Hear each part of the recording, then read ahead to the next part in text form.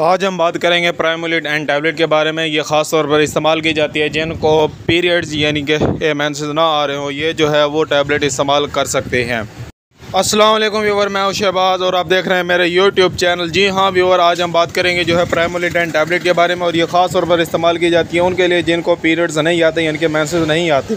अगर आपको किसी भी लेडीज़ को मेंसेस नहीं आते, उनकी अपनी जगह यानी कि अपनी डेट पर दो आप जो ये टैबलेट इस्तेमाल कर सकते हैं। एक टैबलेट सुबह, एक दोपहर, एक शाम को। ये 3 दिन लगातार इस्तेमाल करने से जो है आपका जो प्रॉब्लम है वो हल हो सकता है।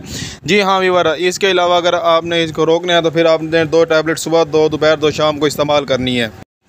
इसके अलावा व्यूवर ऐसी और मज़ीद इन्फॉर्मेटिव वीडियो देखने के लिए हमारे चैनल को सब्सक्राइब करें और साथ में बेल आइकन को प्रेस लाजमी करें ताकि हमारी हर नई आने वाली वीडियो सबसे पहले आप तक पहुंच सके। मिलते हैं अगले वीडियो में। अपना और अपनी सेहत का ख्याल रखें। आपको किसी भी डिजीज़ के बारे में कोई भी इन्फॉर्मेशन चाहिए तो हमें कमेंट आपने लाजमी करना है।